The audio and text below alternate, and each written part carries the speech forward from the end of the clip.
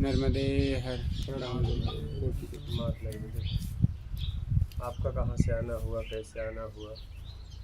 मेरा मात नर्मदे गुरु जी, मात नर्मदे सभी महापुरुषों। मैं आपको बाहर से भी महापुरुष माता जी बुलाता हूँ, बिकॉज आप लोगों के चलते बहुत ही उद्धार हुआ है मेरा भी।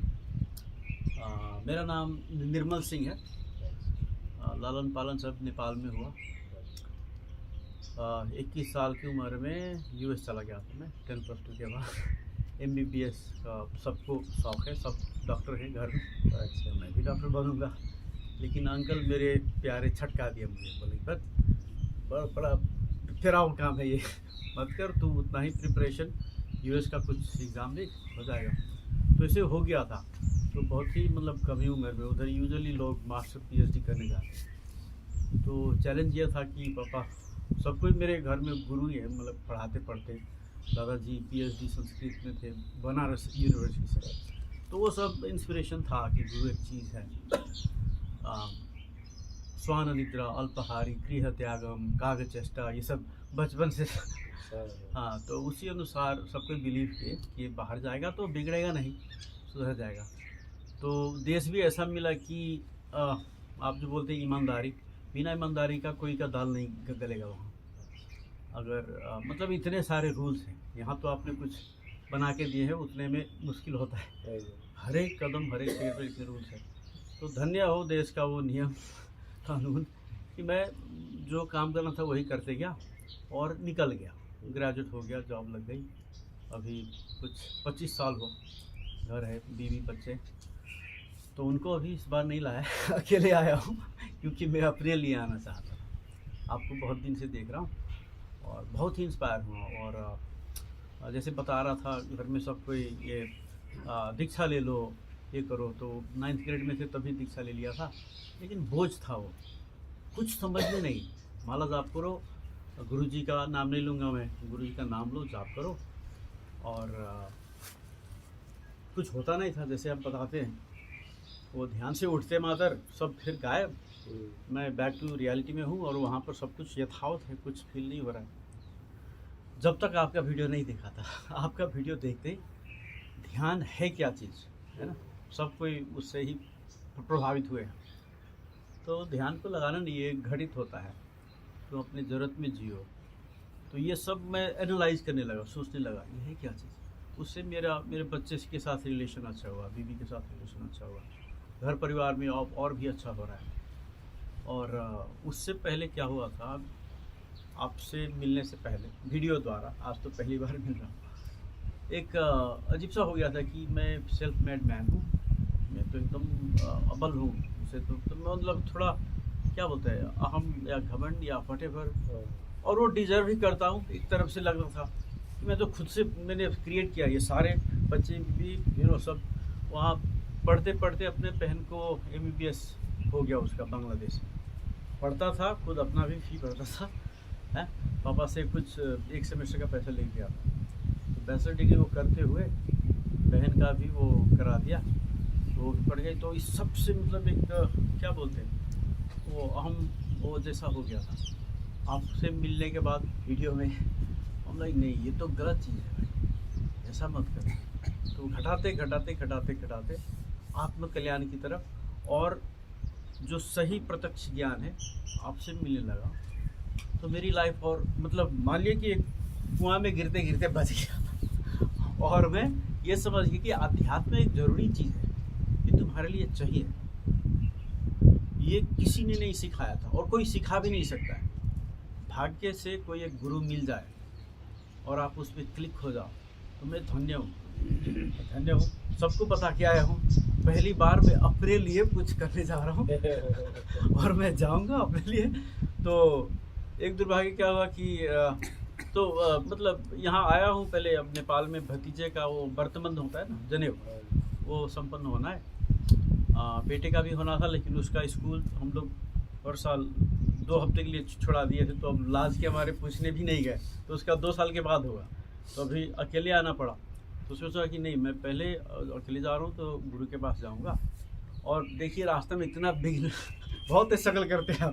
US से फ्लाइट उड़ा, बोलता है कि नहीं, ये पाकिस्तान के ऊपर नहीं जा सकती है, और ये फ्यूल भी ज़्यादा नहीं भर सकती है, तो इसको ऑस्ट्रिया ले जाना पड़ेगा रीफ्यूल के लिए, और वहाँ रोक के फिर और ऊँचा से करके इंडिया आएगा, पाकिस्तान के ऊपर नहीं जाएगा। तो ये मेरा कल वाला फ्लाइट छूट गया कल ही आने वाला था मैं, तो फिर आज सुबह का किया उन्होंने।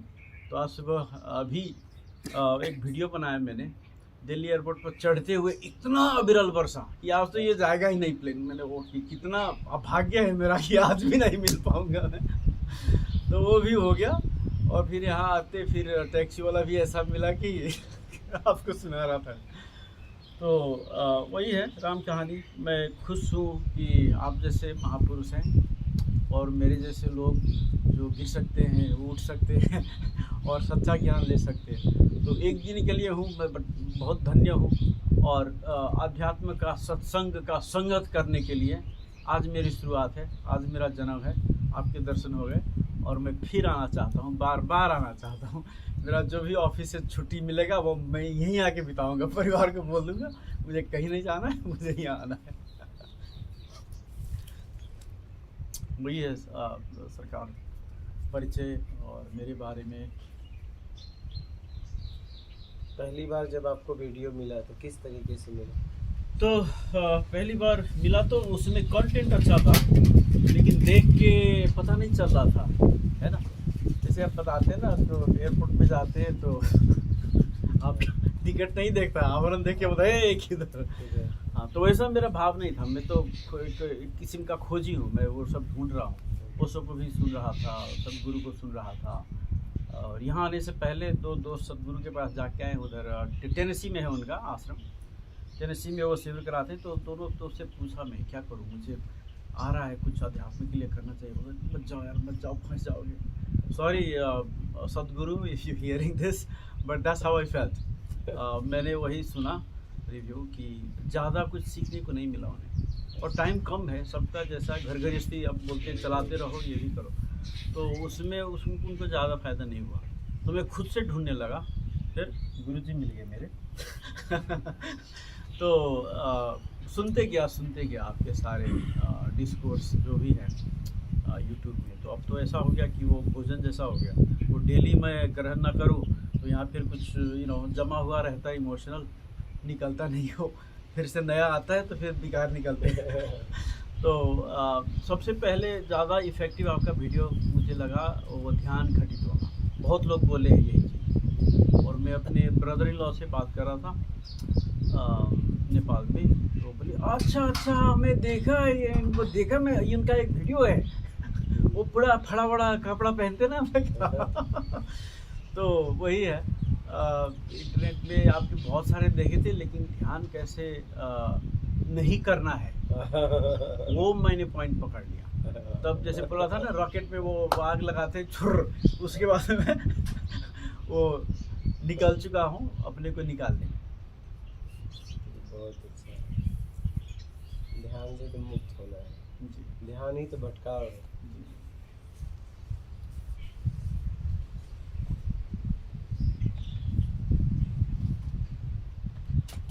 इसलिए ध्यान मुझसे है तो उसे क्या करना, मुझसे है उसे क्या करना।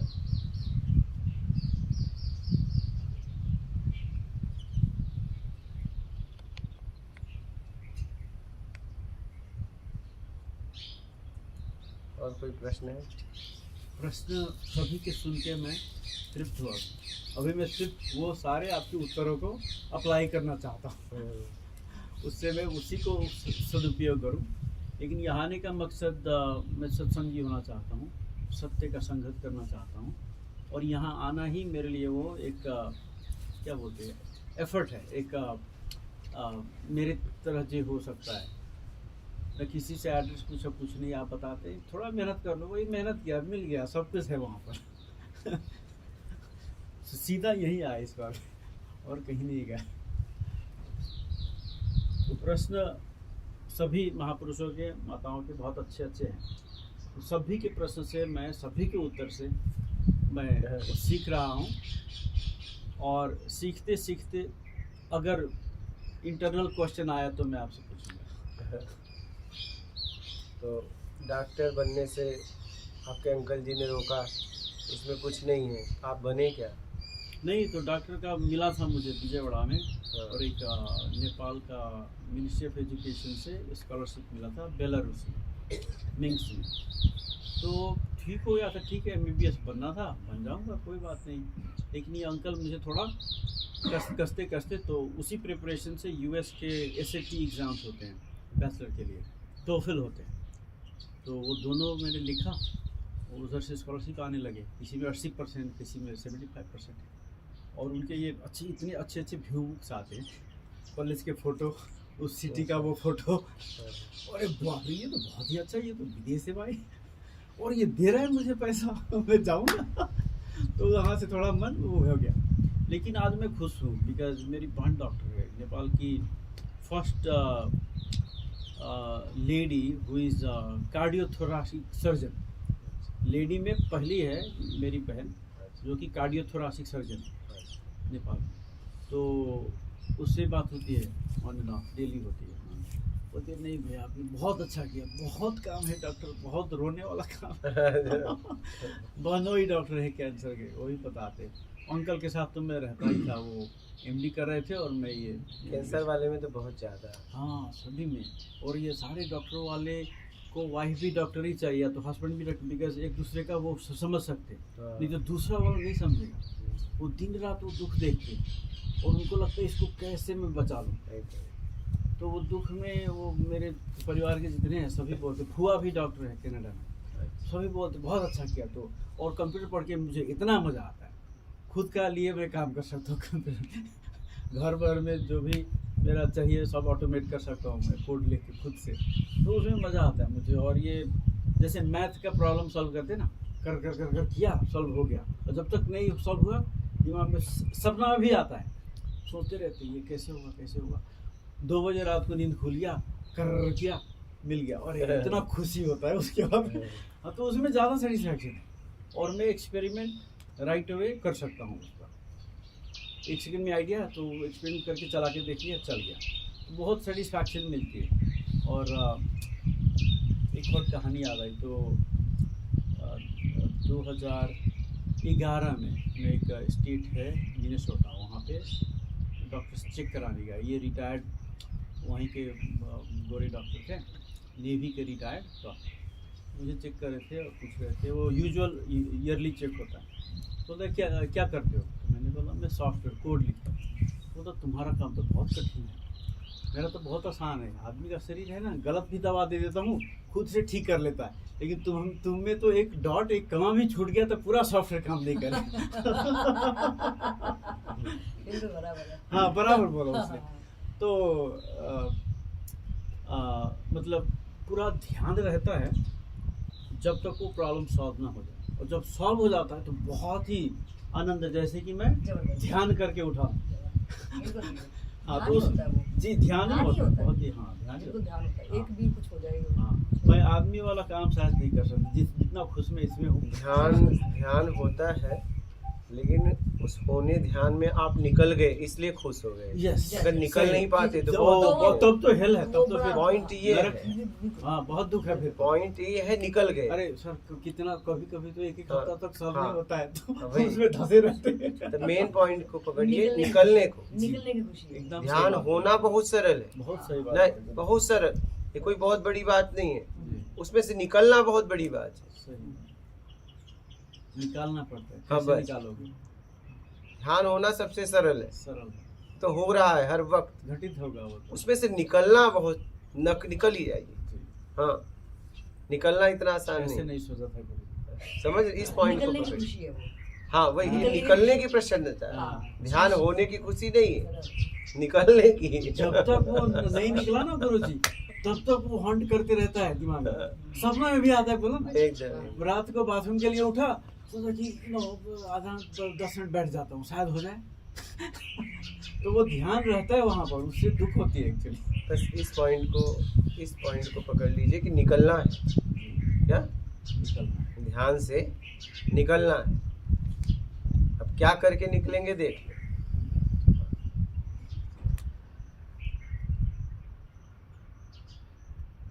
इस पॉइंट को पकड़ लीजिए, जी, जी। ये हर जगह काम आएगी। जहाँ भी जाओगे निकलना है बस। एक प्रश्न बन रहा है अभी गुरु जी का, तो एक और कहानी है। तो कंप्यूटर साइंस पढ़ो तो मैथ भी पढ़ना पड़ता है वहाँ। मैथ या तो माइनर करो या तो मेजर। तो मैंने मेजर कर लिया था और मेरा स्टडी पार्टनर था एक जापानीज।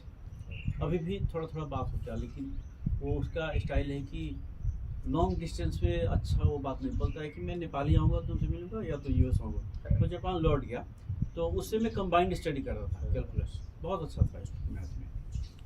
तो बार बार पूछा था मैं, तो अब तो ग्रेजुएशन आ रहा है तो क्या करेगा। तो बता मैं तो ख़ानदानी कारपेंट्री कुर्सी ये सब बनाने का जापान में है, मैं वही अंकल को हेल्प करूँगा, अपने परिवार को हेल्प करूँगा। तो मैं तो पढ़ा क्यों करी कंप्यूटर साइंस, क्या करता, कॉलेज तो करना ही था तो क्या करता मैं। तो जापानीज लोग ऐसे ही डिग्री लेते लेकिन जो पसंद है वही करते। अच्छा।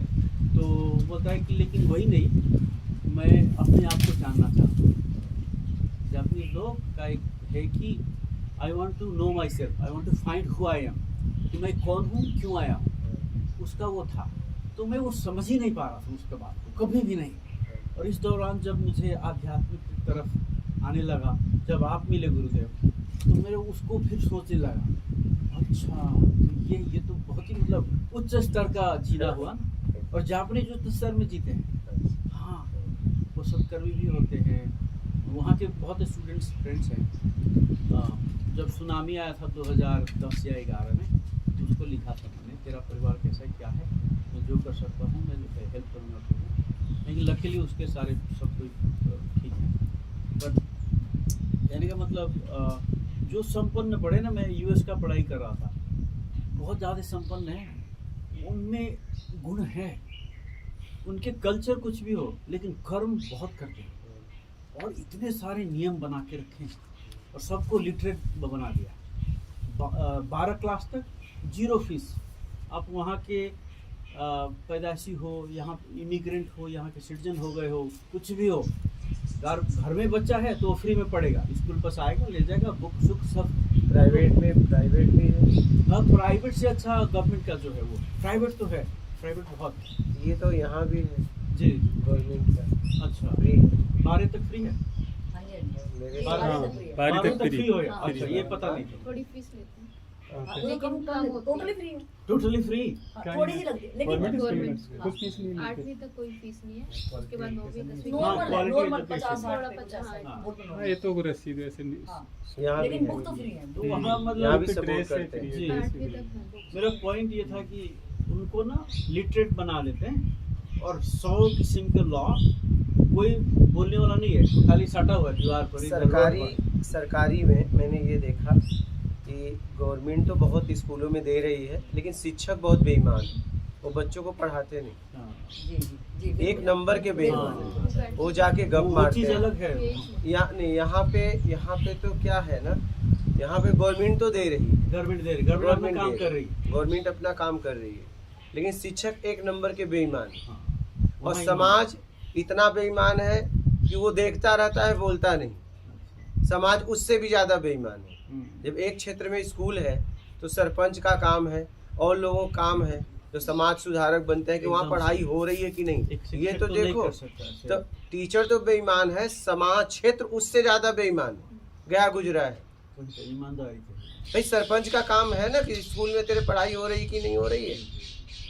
जिस सरपंच के अंडर में आता है उस सरपंच को जाके तो देखना चाहिए। तो शिक्षक बेईमान है, गवर्नमेंट यहाँ की दे रही है, वो तो ऊपर भोजन तक बच्चों को भोजन देती भी है, दे रही है 8वीं क्लास तक। लेकिन और ये पैसे भी। भोजन में भी खा जाते मिलावट हैं कर भैया। देते हैं।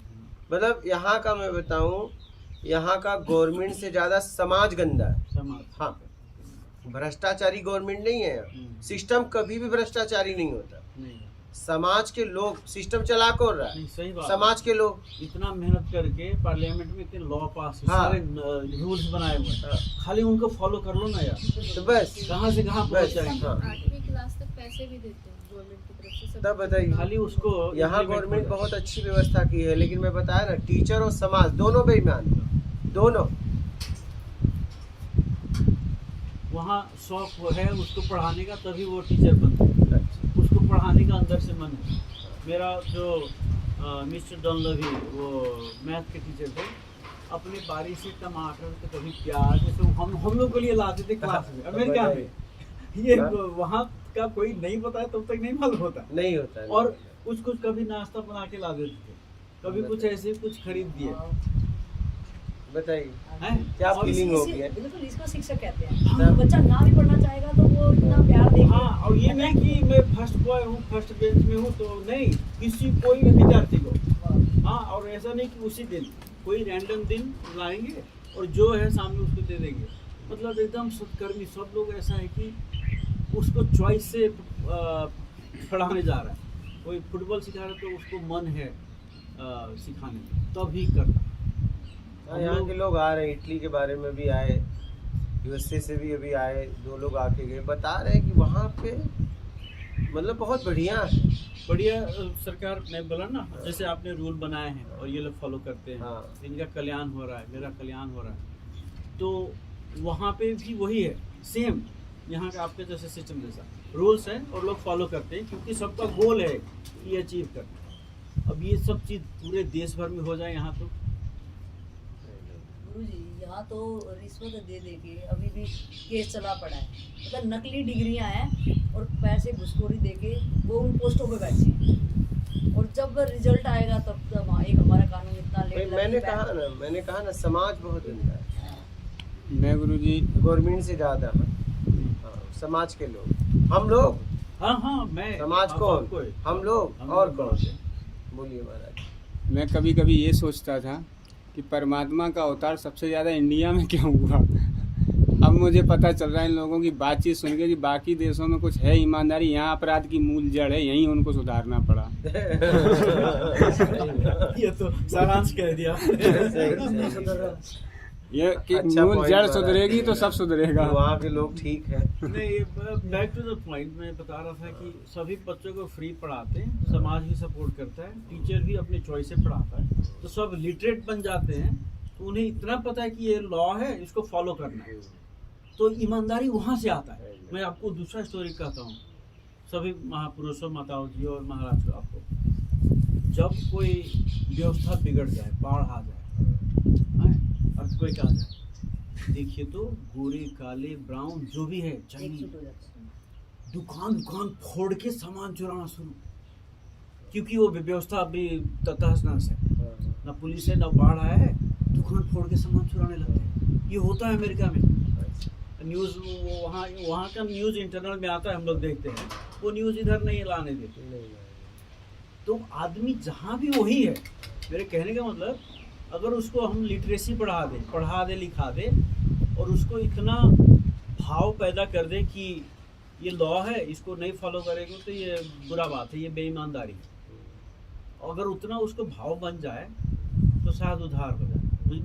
मुझे ये लगता है वहाँ पे सबको ये है कि अभी व्यवस्था ठीक है, नॉर्मल चल रहा है, तो कोई गलती मत करो। व्यवस्था हटते ही सब अनपढ़ जैसा बिहेव करते हैं। हाँ, दुकान फोड़ के सामान चुराने लगे, क्योंकि अब व्यवस्था बिगड़ा हुआ है, ना पुलिस है, ना वो है, ना लाइट है, ना कुछ है, तो चुराने लगो। हर बार होता है, 6 महीना पहले हुआ था। यहाँ तो सहयोग देते हैं। गुरुजी, वो डंडे यहाँ के कारण सीधा पर चलते हैं। यहाँ पर ऐसे लोग नहीं है। यहाँ पे तो सहयोग नहीं है। गुरुजी, वो डंडा जब तक है सिर पे तो वो सीधा चलेगा, सीधा भी सीधा चलेगा। चलेगा। मतलब वहाँ का सिस्टम वकील साहब समझ रहे मेरी बात है ना। हाँ, जब डंडा हटा, हमारे यहाँ क्या है कि आपसे जो समझ जाएंगे ना गुरुजी, वो डंडा रहे ना रहे, डंडे वाला ही सोचेगा छोड़ना, हाथ दूसरा रख दे यार इसको, वो सीधा ही चलेगा फिर बरोबर से। सही। और वो डंडे से अगर आपका डेवलप है, वो देखो ना वहाँ पे 6 साल जो बच्चे कितने सारे डिप्रेशन के शिकार हैं आपके वहाँ पे, कितना डेवलप कंट्री है वो डंडे के कारण। लेकिन अंदरूनी है वो बिल्कुल टोटली खाली है। कुछ तो है हमारे यहाँ भ्रष्टाचारी, ऊपर उनके हम यहाँ गंदे तो हो अगर गए। डूब आया तो मदद करें। हाँ, ये मदद करें। हम ऊपर से ज्यादा गंदे हो इतनी गए। मानवता है। ना मतलब जाग मदद जाए। तो करेंगे, लेकिन मैं क्या कह रहा हूँ कि जो चीज इलीगल है नहीं करना चाहिए, लेकिन चुराना वो चुराएंगे, बिकॉज पता है कि कोई नहीं देगा, हाँ। और वो मदद करने तो आएंगे, आएंगे। वो अपना बोट लेके आएंगे, या तो खाना ला देंगे, या तो ये करेंगे, वो तो करेंगे। लेकिन जो ईमानदारी उनमें आता है नॉर्मल सिस्टम में, नॉर्मल बिहेवियर में, वो लॉ एंड ऑर्डर के चलते खून आता में है। नहीं आता, रमता नहीं है वो, मगज में एकदम हाँ। नहीं बैठता कि मुझे ऐसा और बनना ही है रियल। वो पढ़ सकते हैं और उनको पता है लॉ क्या चीज़ है। इसलिए ईमानदारी तो हम जैसे लोग गए तो हम तो वहाँ कुछ बढ़ने के लिए, स्तर बढ़ाने के लिए, तो हम तो हमको आसान है ईमानदार होना वहाँ पर खाली फॉलो करो, ईमानदारी ऐसे ही परस्ता है वैसे ही हो जाएगी। ईमानदारी ऐसे ही परस्ता है। रूल्स की वजह से ईमानदारी है, बाकी अंदर भी ईमानदारी रूल्स की वजह से। ईमानदारी तो जेल में भी है गुरुजी। हाँ। जेल में ईमानदारी कितने लोग हैं, क्योंकि पता है डंडा लगेगा अभी खींच के, धुनाई होगी तो ईमानदार है, बैठे हैं अपने साधुओं के पैसे करके। तो आप क्या करते हैं? मैं सॉफ्टवेयर इंजीनियर हूँ, कंप्यूटर साइंस मैथ पढ़ा, तो सॉफ्टवेयर इंजीनियर से अब डेटा और एआई करता हूँ, आर्टिफिशियल इंटेलिजेंस, डेटा इंजीनियरिंग।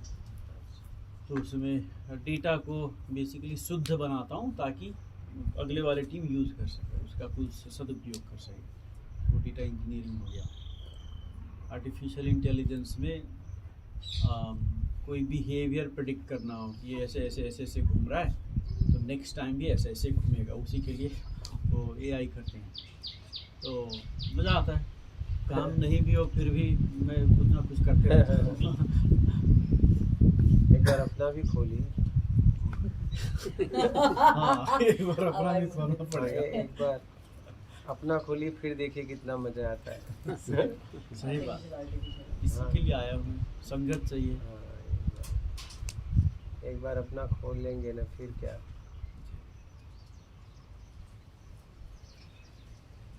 अभी तो सिर्फ इतना ज्ञान हुआ है कि अध्यात्म एक चीज है, ये तुम्हें करना चाहिए, ये तुम्हारी जरूरत है, ये पता नहीं था। बेकार की चीजों को जरूरत बना के रखा हुआ है।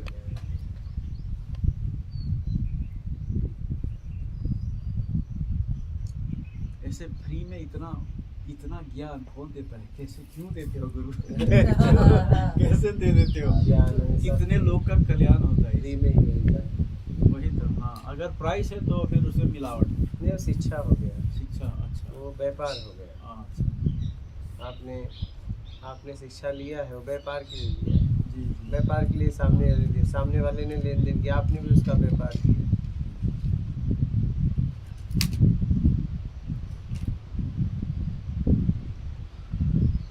वहाँ कुछ मिलता है तब मजा आता है, यहाँ कुछ नहीं मिलता तब मजा आता है। उल्टा उल्टा लोग है ये एकदम, वो वाली दूसरी दुनिया, ये वाली एकदम हाँ। अपोजिट है। ये कभी नहीं था, मुझे था ही नहीं मेरे पास ये, और मुझे कितना जरूरत थी इस चीज को। वहाँ आपको कुछ मिलता है इसलिए मजा आता है, यहाँ कुछ नहीं मिलता इसलिए मजा आता है। उसमें मजा नहीं आता मुझे, मजा इसमें आता है सभी, वहाँ मजा कहाँ आता ये है? इन्फिनिटी है गुरु, हाँ, ये अथाह है। इसका एक कभी- मजा उसमें भी है, एक दायरा है। दायरा है वो, दायरा फील है, करते उस मजे का एक दायरा है, हाँ। क्षणिक है। क्षणिक है बिल्कुल। लेकिन यहाँ का तो मजा अनलिमिटेड है। एक मजे हम सब बोल रहे हैं, आनंद भी बोल सकते हैं, चलो मजे के ही यूज करते हैं। यहाँ का मजा कुछ अलग ही है। एक बार इस मजे को चख लिए ना, फिर कोई मजा ठीक ही नहीं लगेगा आपको। और कुछ नहीं है इसमें, ये मजा है। मजा ये है कि कुछ नहीं चाहिए, कुछ नहीं मिल रहा है। कुछ नहीं मिल रहा, कुछ चाहिए ही नहीं, कुछ नहीं मिल रहा, कुछ चाहिए ही नहीं। इसलिए एक बार खोलो,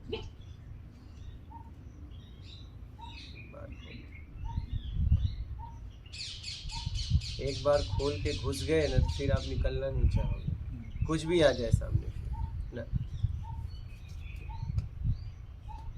कुछ भी घुसते जाओगे।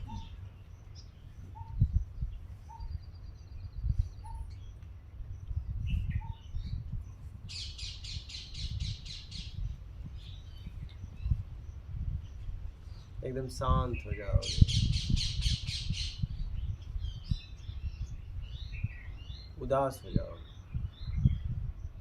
उदास, एकदम स्थिर शांत। फिर उस उदासी में आनंद रहेगा, क्योंकि कुछ नहीं चाहिए, ना कोई घुटन, ना कोई अशांति, ना कोई पाने की इच्छा, ना कुछ खोने की इच्छा, क्योंकि है ही नहीं है। बात समझ में आए? कुछ है ही नहीं। तो एक बार खोलो और घुसो इसमें, फिर देखो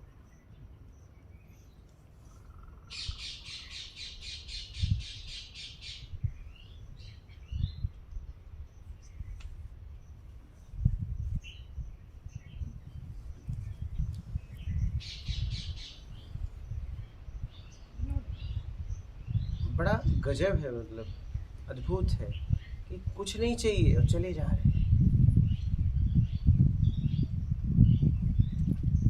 हाँ?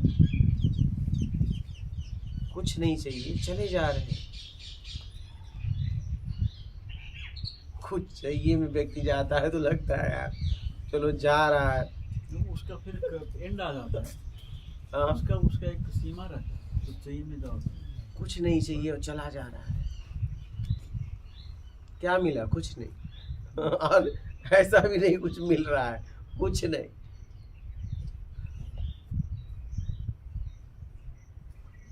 जैसे जैसे अपने आप में होने लगता है वैसे वैसे आनंद में डूबने लगता है।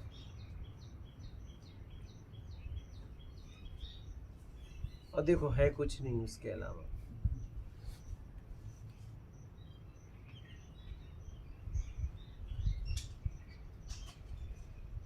सब ज्ञान पहले क्यों नहीं मिल रहा? और साधकों ने पूछा, काश ये मैं जब दीक्षा लिया था, ये पहनता हूँ 2009 या 10 से है ये अभी, हाँ 15, 10 और 25, 15 साल तो हो गया। हर बार साथ में रखा हूँ और पूजा पाठ होता है उसमें जब लेता हूँ 108, लेकिन पता नहीं रहा आजकल मज़ा आ रहा है इसमें। आजकल थोड़ा मीनिंग कि अच्छा ध्यान ये चीज़ है, अभी मैं ये कर रहा हूँ, इसका मतलब ये पहले बिना मतलब। तो अब ये मेरी जर्नी शुरू हुई है, इससे पहले तो था ही नहीं। और ये झूठ का थमा दिया गया था मुझे। सच्चाई उस टाइम में आपको नहीं मिले, या तो मेरे माता पिता या जो भी परिवार जो भी है, या तो वही जापानीज दोस्त मुझे नेपाल में क्यों नहीं मिल गया था 15 साल पहले, 25 साल पहले। और दादा की खोज करते हैं अपने खुद को समझना चाहते हैं। मैं अब शुरू किया हूँ ये। कुछ नहीं चाहिए, चला जा रहा है।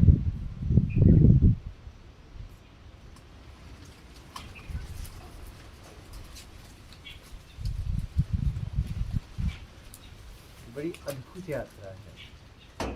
कुछ नहीं चाहिए और चला जा रहा है, और कुछ नहीं चाहिए।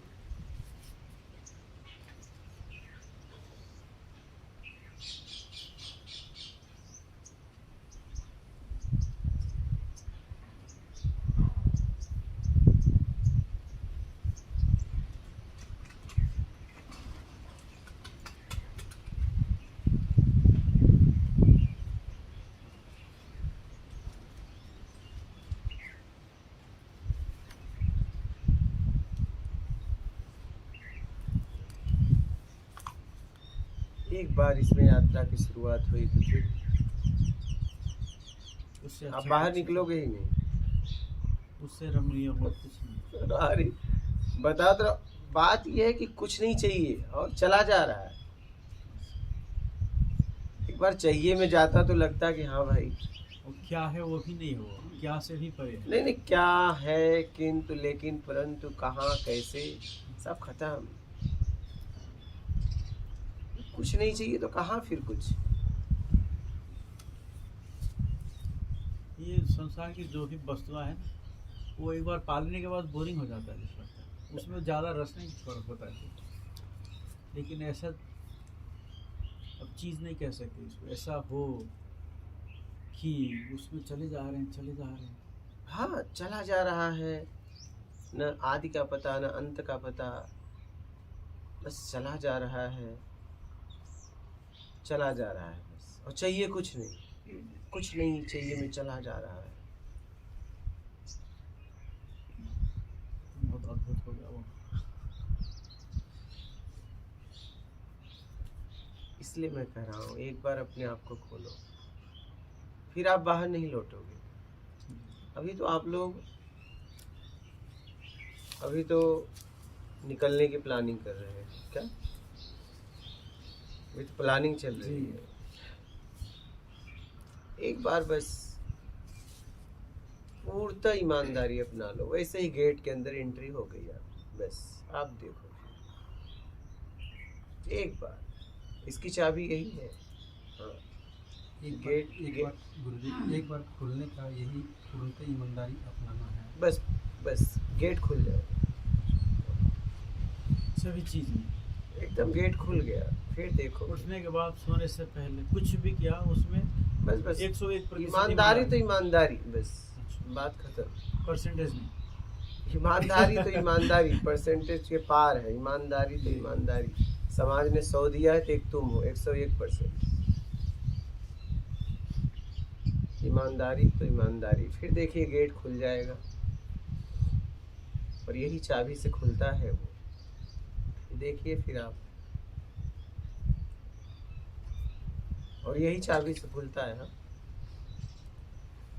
यही चाबी है उसकी।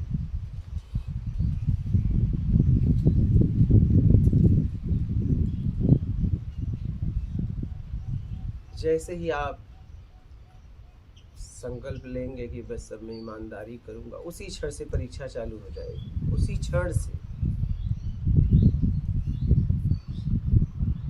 जैसे राजा हरिश्चंद्र ने कहा मैं सत्य का पालन करूंगा, ऐसा कहा था। देखो कहाँ से कहाँ आ गए परीक्षा। संकल्प लिए कि परीक्षा चालू, तो जब लगेगा कि नहीं तो पक्का तुमने ईमानदारी अपना ली, गेट खुल जाएगा, गेट खुल जाएगा। अभी तो आपने भाव से बोला है, संकल्प उठाया है, तो आंतरिक जांच होगी, प्रकृति आपकी जांच करेगी, क्योंकि आपने अब बोल दिया है। प्रकृति अब आपकी जांच करेगी, लोगों को भेजेगी, अनेक अनेक रूप में आएंगे, अनेक तरह का लालच देंगे, आश्वासन देंगे। संकल्प के बाद फिर जब उसे पता चल जाएगा कि नहीं अब ये पक्का ईमानदार है, तब गेट खुल जाएगा। फिर क्या बात है, फिर तो आनंद में डूबते जाओ। हमारे साथ ऐसी एक घटना घटी थी, मैंने पहले बताई है, फिर आज बता रहा हूँ। मैं मुंबई में था, विरार में कमरा लेके साधना करता था। स्थिति ये हो गई कि मेरे पास खाने के लिए कुछ नहीं, फलारी करता था, शक्कर था रूम में। एक दिन पिया, 2 दिन पिया, ऐसे पिया, लेकिन कई महीने से फलारी रह रहा था। ऐसा हुआ कि अब ख़त्म हो जाऊँ। एक स्टेशन बाद बहन भी रहती थी, एक फ़ोन कर देता तो सामान आ जाता, लेकिन हमने ऐसा कुछ किया नहीं। जहाँ से आना था वहाँ से नहीं आया, तो मैंने किसी से प्रयास नहीं किया। स्थिति एक दिन ये आ गई कि रात को लगा कि आज मैं शरीर छोड़ दूँ, शरीर छूट जाएगी। ये मुझे पक्का हो गया आज की रात। अब देखिए चावल भी है, घी भी है, इंडक्शन भी है, क्या, लेकिन मैं तो फलारी हूँ, वो नहीं है। मुझे जितना खाना था वो नहीं। हम उस रात को गए सोने, और समझिए कि जितने लोग थे मेरे जीवन में, सबको मैंने आशीर्वाद दिया कि आज मेरी आखिरी रात है। आंखों में आंसू, क्योंकि आखिरी आशीर्वाद देना इतना आसान नहीं है। क्या, अपने लोगों को समझ के पूरी तरह आज आखिरी छोड़ रहा हूँ, इतना आसान नहीं होता। आंखों में आंसू, जितने लोग थे मेरे जीवन में, जहाँ तक मैं समझा सबको आशीर्वाद दिया, और मैं कहा आज मेरी आखिरी रात है। सोया, लेकिन देखिए प्रकृति की व्यवस्था क्या है, मुझे सोने भी नहीं दिया। दूसरे तल्ले पे था, पत्रे वाला रूम था। पानी, बारिश होने लगी और पानी टपक टपक के मेरे बिस्तर तक आ गया। बिस्तर तक आ गया तो मैं उठा, और उसमें क्या हुआ, एक तकलीफ और थी, गीला कपड़ा पहनता था, इतना गड्ढा हो गया था। अब मैं, मुझसे डोला भी नहीं जा रहा था। एक तो पेट में हूँ, एक तो शरीर में इतना गड्ढे, दवा के लिए पैसा नहीं।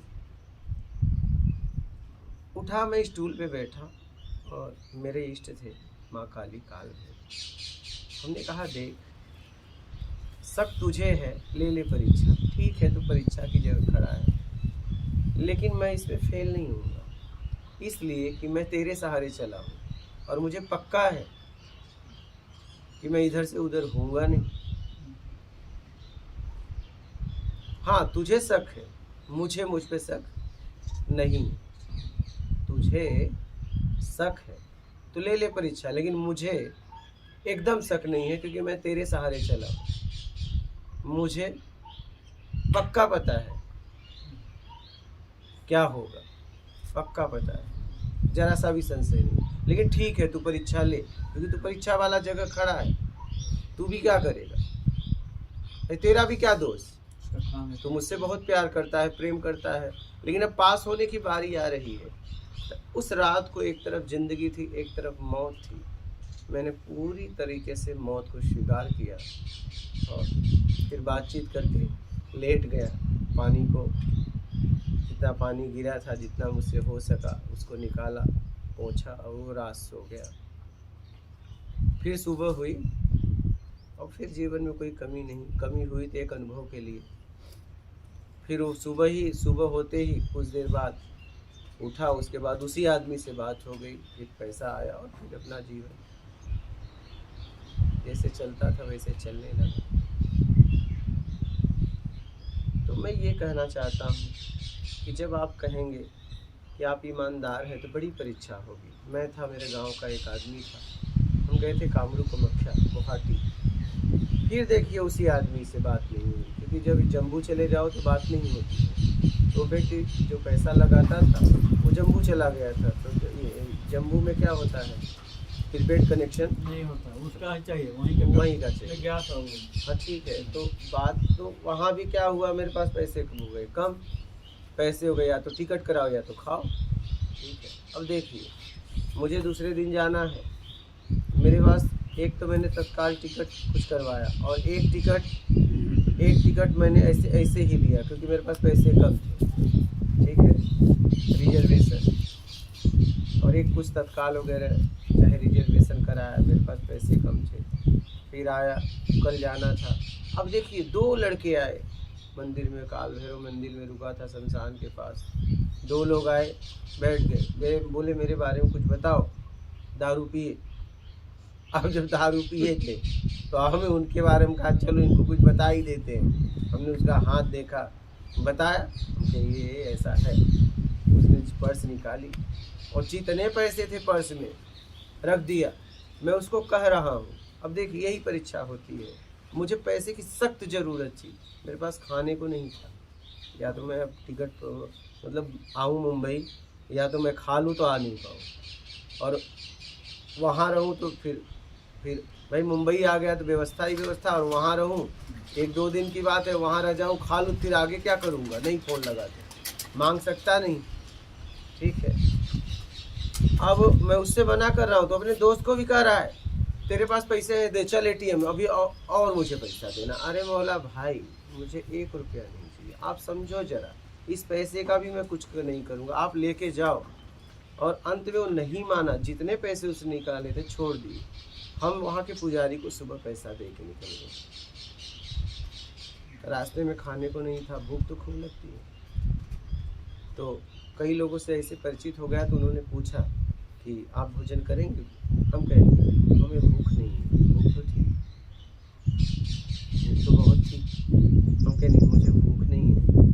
फिर उस आदमी से रास्ते में बात हुई तो एक जगह गाड़ी, पैसा आया, एक जगह गाड़ी ज़्यादा देर तक खड़ी रहती है। तो मैंने उनको बोला भैया तुम यहीं रुको, अगर गाड़ी चल जाए तो ठीक है, तुम निकल लेना और मैं पैसे लेके आता हूँ। दौड़ के गया, रेलवे क्रॉस उधर गया, ATM खोजा, ATM से, और ATM के रहता ही है रेलवे के बाहर, पैसा निकाला और लेके आया, फिर खाया। तो मैं आप लोगों से ये कहना चाहता हूँ कि जब आप ईमानदारी का संकल्प लेंगे तो इतनी परीक्षा आएगी। जिस दिन तुम परीक्षा में पास हो गए फाइनली, उस दिन गेट खुल जाएगा, और जब गेट खुल जाएगा ना तो फिर तुम वापस इस दुनिया में नहीं आना चाहो। सिर्फ ईमानदारी ही अच्छा लगेगा, फिर आप वापस आना ही नहीं चाहोगे। आप ईमानदारी के बिना रह ही नहीं सकते। ईमानदारी में आप होते हो, और आप हो तो आनंद है, और आनंद में परमानंद है। इसमें झूठ नहीं बोलना है ना, छल कपट करना है, एकदम आसान है, बहुत आसान है। ईमानदारी तो सबसे आसान है, कोई प्रयास ही नहीं करना पड़ेगा। मैं आप लोगों को यही कहना चाहता हूँ, अपने अपने गेट खोल लो, चाबी आपके हाथ में है, और ये चाबी आपके हाथ में है, जब चाहे तब लगा लो।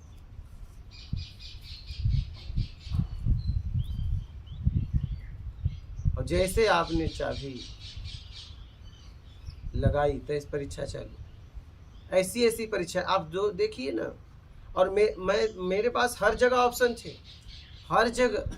एक बार तो सूरत से एक व्यक्ति ने बैठा है एसी गाड़ी में, पैसा मेरे पास कुछ लगभग 20 रुपए के अंदर ही थे, ठीक है।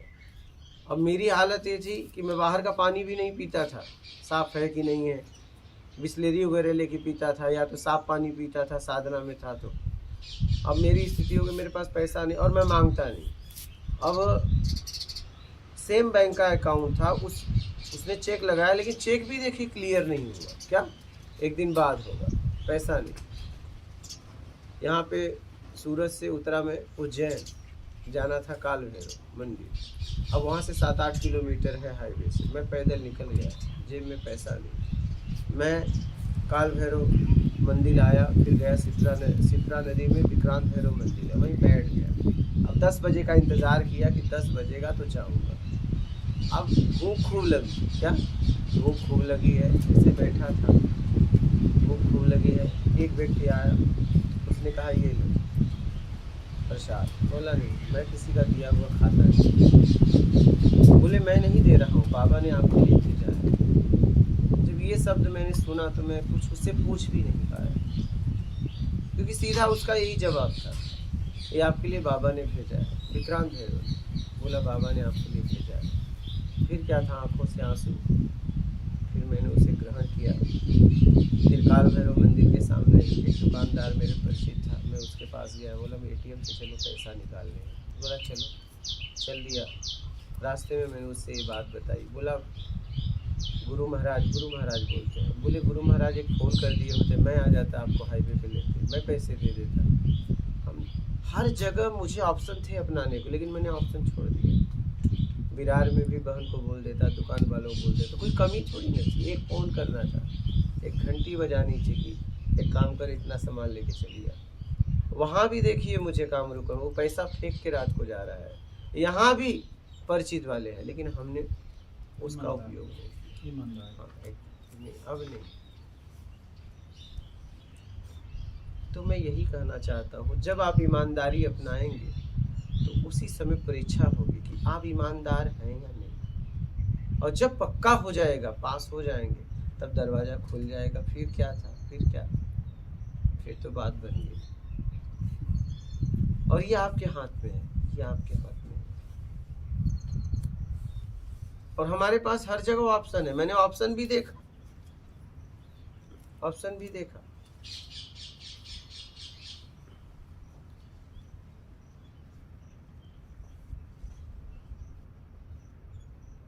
इसलिए अपना लीजिए, और फिर परीक्षा होगी, उसमें पास कर लीजिए, और फिर आगे बढ़ जाइए जल्दी से जल्दी, जितनी जल्दी हो सके। और यही रास्ता है, और कोई रास्ता उसका नहीं है। जितने रास्ते हैं बस वो बाउंड्री के बाहर ही घूमते रह जाओगे। क्या बात समझ है? कांच में सामान देखते हो ना, वही हालत है। देख सकते हो, ले नहीं सकते, छू नहीं सकते। नहीं जाते हो ना चिड़ियाघर में, ऐसे बाहर से पिंजड़े, बाहर शेर को ऐसे नहीं, तो वही हालत है। पिंजड़े के बाहर हो तो डेयरिंग लगती है, ऐसे ऐसे हाथ लगाते हो। नहीं, तो ये नहीं अपनाओगे ना, तो फिर वही शास्त्र के द्वारा, उपनिषद के द्वारा, वेदांत के द्वारा, वेद के द्वारा बस बाउंड्री के बाहर घूमते रहोगे, देखते रहोगे अंदर, लेकिन वो फील नहीं कर पाओगे, एहसास नहीं कर पाओगे। सब सार में तो वही बताता ना, मैं बोझ के बारे में बोल रहा था, थूक दिया गया था, वही तो ध्यान करिए सर। कोई मतलब नहीं। लेकिन उस सब का सार भी तो वही है, ईमानदारी, सत्य कर्म। मेन यही है, इसे जल्दी से जल्दी अपना लो। गेट खोलना है तो, नहीं तो बाउंड्री के बाहर ऐसे राउंड मारते रहो। क्या ऐसे राउंड मारते रहो।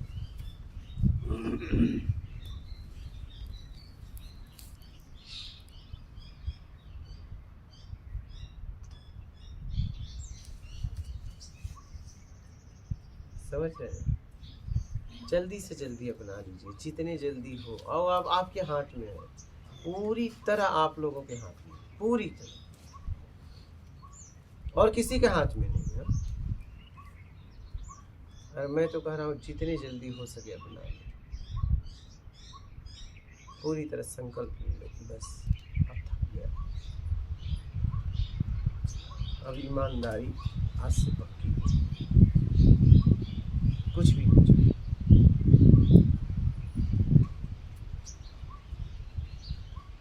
इतना जीवन तो बेईमानी दुष्कर्म काटी, क्या मिला अशांति के अलावा? बताइए क्या मिला? और समय क्यों बर्बाद कर रहे हो? बताओ। छोड़ दो पिछला, जो हुआ सो हुआ, छोड़ो पिछले को, अब से अपना लो। पिछला बताने की भी किसी को जरूरत नहीं है। क्या कोई मालिक है क्या? आगे मत करो, पिछला का हिसाब प्रकृति ले लेगी अपने तरीके से। और जल्दी से जल्दी क्या, जल्दी से समझ रहे? गुरु जी एक प्रश्न मेरे दिमाग में आता है। मैं भी आर्किटेक्ट इंजीनियर हूँ, ऐसे के लेन जो फी होता है उसमें हम कैसे ईमानदारी बढ़ते हैं? बस आप अपने काम का पैसा लीजिए, बस बात खत्म। सीधी सी बात, अपने काम का पैसा लीजिए बस। जैसे उसमें फी बताना पड़ता है, उसमें कितना लगेगा, उसमें क्या करना चाहिए? ये तो गुरु जी हम अपनी सिलेक्ट कर सकते हैं ना, अपना मेहनत आना। आप उसमें देखिए ना कि आपका क्या क्या क्या इनकम है, क्या आपका खर्च है। एक आदमी अगर रोड पे चाय बेचता है तो वो 10-5 रुपये कटिंग बेचेगा, लेकिन एक आदमी अगर बढ़िया होटल में एसी कमरे एसी दे के अगर बेचे तो वो 30-40 का देगा। अब कहोगे नहीं वो महंगा दे रहा है, नहीं महंगा नहीं दे रहा है, वो बैठने की व्यवस्था दे रहा है, एसी दे रहा है, सब वो खर्च है। तो आप अपने खर्च को देखिए, आप काम कहाँ कर रहे हो, शहर में कर रहे हो कि गांव में कर रहे हो? हाँ, सब देखते हुए आगे बढ़िए। अपने खर्च को देखिए, अपने टैलेंट को देखिए, समझ रहे? सब देखते हुए अपने काम का भाव रखो। क्या, अपना भाव मत रख लेना, अपने आप को मत बेचना, ठीक है? ज़्यादातर यही हो रहा है, हम अपने आप को बेच रहे हैं। अपने आप को कब बेचते हो पता है? जब काम से ज़्यादा पैसा लेते हो ना, तो उसी समय अपने आप को बेच देते हो। अपने आप को मत बेचो, जितना आपने काम किया है उतना पैसा ले लो बस। अपने आप को मत बेचो, और जब बेचते हो आपको पता चल जाएगा। ये भी बात है क्या, उसे नहीं पता चलेगा, आपको पता चल जाएगा। आप रिजेक्ट माल दे रहे हो, नंबर 1 उसने समझ लिया, लेकिन तुम्हें पता है कि नहीं मैं नंबर 1 का पैसा ले रहा हूँ, लेकिन नंबर 1 नहीं, रिजेक्ट है। बेच दिया आपने अपने आप को। उसने तो खरीद लिया सामान के साथ आपको बिक गए आप, समझ में भी नहीं आए, गिर गए आप मात्र कुछ पैसे के लिए। समझ रहे? तो काम का पैसा लो, ठीक है? और कोई प्रश्न है आपको? दूसरों के प्रश्न से सीखना। नहीं